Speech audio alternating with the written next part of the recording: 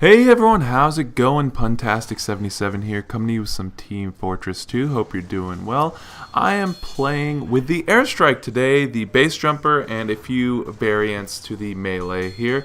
But I want to talk to you all about this weapon and why I started playing it, and just why you should give it a try here. So you'll be seeing clips from a bunch of different maps here, probably Frontier, probably Upward, probably Barn Blitz maybe, who knows. But you'll be seeing clips from a bunch of different things. Let me know if you like this style of multiple clips, probably short, sweet, to the point, a lot of action in them, or the longer, drawn out every life, every kind of significant life that I've had in the game. Because usually I like to mix it up, but I wanted to bring you all just some short, quick clips here. So, why did I start playing with the Airstrike here? And the reason for me playing it is because I wanted to try playing with different soldier primaries, and I remember I used to love the Liberty launcher so much, but when it came to the Airstrike, I just didn't want to give it a chance. I am very hesitant to rocket jumping, but I felt, hey, if I put the base jumper on it, which is the little parachute thing that you're seeing right now, maybe the base jumper will make me like rocket jumping a little bit more. And to my surprise, I ended up really enjoying my time playing with this weapon here. So let's talk to you all about it here. I'm going to throw on the stats really quick about it, and you can just see that there's a damage penalty, that there is a blast radius penalty, and the only kind of gimmick to it is that when you are flying in the air, you shoot a lot faster, and you can see on a lot of these clips I definitely utilize that aspect, because that is the main strength of this weapon, is just to be able to put out a lot of rockets that are really not high damage and don't affect a high area. So if you're looking for something with a little bit more power, definitely go with the Beggar's Bazooka. I didn't try it in this play sessions that I had with this. This was probably over the course of a weekend. But I think the Beggar's Bazooka, if you can time it just right and get your jumps across with the base jumper, you can definitely work some magic with that, and it'll definitely be more high-powered. One of the interesting things about this weapon is the way you start out a life with it. So you start out with just 4 shots, and even launching yourself in the air and shooting all 4 rockets with the high rate of fire that you're supposed to have with this weapon, it does not do that much damage unless you're close up, and you take a high risk doing that. But the way I would usually build kills at the beginning with this is taking out, a scout or a spy who's dead ringing, and that would get me, up to 1 or 2 kills, which would extend my clip and get me more comfortable rocket jumping in the air. And being able to launch 5 or 6 rockets at an enemy is a lot more effective than launching, 3 or 4, because you have to use that first one to get yourself in the air, and by the time you reload, you might not be able to, replace the rocket that you had used. That's definitely the strength of this class, is being able to get out a lot of rockets that are low power and to deny an area.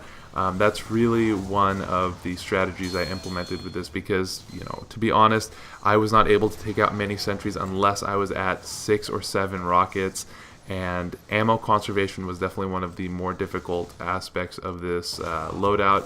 But if you can keep yourself next to a dispenser, or if you know where the ammo packs are on this map, other than the constant reloading, this shouldn't be a real big problem for you running out of ammo, that is. One of the main reasons why I think this strategy and this weapon works so well is just the angles that you force yourself to take to engage the enemy. So on a lot of these clips, you can see that I'm above them, obviously, because I'm rocket jumping, and people don't look up in this game. I mean, that's been joked about and memed about many times, but people do not look up in this game.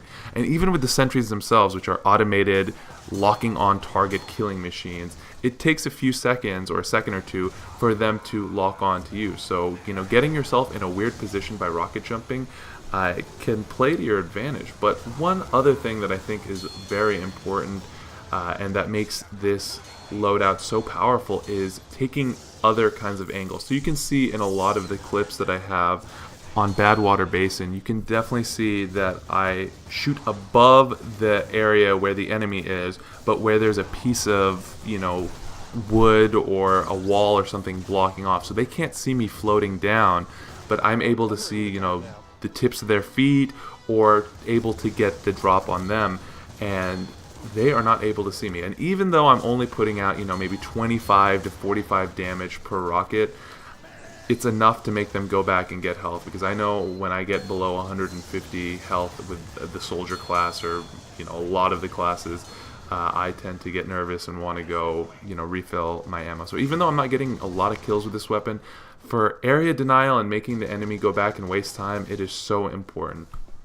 But even on offense, taking out sentries and just creating a little bit of distractions, it's very effective. And if you have a team that can push with you or cap a point behind you and utilize the distraction that you're making, you're going to be very successful with this weapon. Even though you're not getting kills, you're definitely helping with the objectives. And that's more than what I can ask for in a weapon in this game, because, as a heavy objective player who doesn't play that much heavy, I really do appreciate this weapon for being able to be annoying, be fun, and be effective in helping the team get the objective.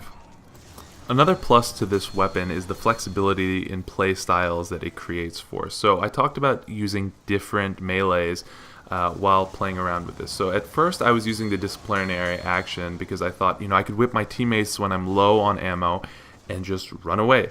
But I thought, hey, I'm rocket jumping, I'm self-harming my player, I might as well use the equalizer and build up the speed so I can go get the ammo packs.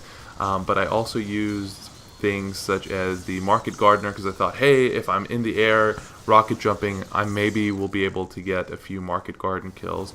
So I was only able to get like 1 or 2 with those, to be fair, but and I don't even think I got any clips of those, to be honest. But it still warrants different playstyles. So if you're someone who's very good at rocket jumping and able to get yourself to a Market Gardener position, you can use the Market Gardener thing, the shovel. I don't even know what the hell. I think it's called the Market Gardener. Anyways, but if you're someone who just likes to get yourself a dangerously low health and run away, you can use the equalizer. If you're someone who likes the team aspect of it and has to have a medic around you at all times, you can use the whip thingy, disciplinary action. I gotta get myself better at using that phrase. But yeah, so it warrants a lot of different playstyles, which is really fun to try out different ones. I didn't even end up using the half Zotuachi because I knew that I would be getting a lot of kills and I want to be able to put away the melee weapon. So just kind of wrapping up here, if you're a player who knows where the health and ammo packs are on the map, you have a decent proficiency with rocket jumping, and you kind of know the angles of the game, I definitely think you should try the Airstrike here, because I know I had primarily devoted myself to the stock rocket launcher, the direct hit, and maybe even the black box if I was having a bad day. And this is a really good variant. It's really fun, and if you play on maps where people tend to cluster up, you will have a lot of success in harassing a lot of players who group up, and maybe if you're lucky, you can get a few kills and get yourself to a good kill streak on there. And the fact that it keeps the kills streak on there is a really big advantage, because you don't need to have an kill streak version of it. You can just use the default unlocked one if it drops, or you can craft one. So those are just some thoughts on the Airstrike and the base jumper and the melee weapon for it. Let me know what you all think about it if you've used it before. Let me know what you think about these short clip segments here. And yeah, thank you all for watching so much. I appreciate it.